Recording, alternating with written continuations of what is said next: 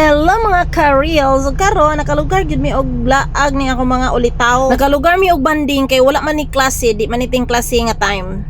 Mao na nga nakalugar gyud mo bitbit ning duha, pero ang duha pod wala pod ni apil kay busy pod daw tong isa siyang trabaho. Unya ang isa wala man din hinuto aman sa Manila. Mao ni nga kanira jong duha among nabitbit. Ug naabot day mi ani sa SM City ug mao ni din heheng sakay na sad mi og escalator.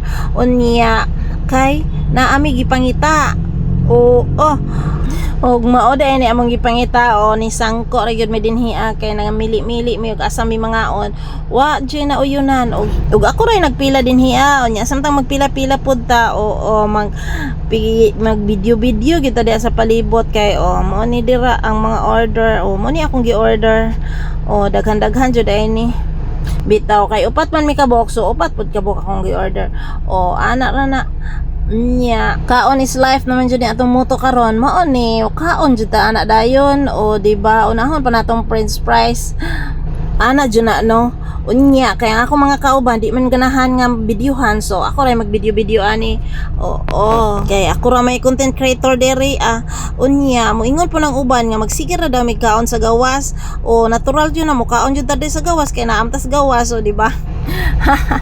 Lain pod kung kaon ta sa sulod sa atong balay nga naa man ta sa gawas sa balay di ba mo ra na siya og di na pud ko dapat mo explain pa kay kabalo na ka karapatan mo na nato nga to keep silence na lang di ba.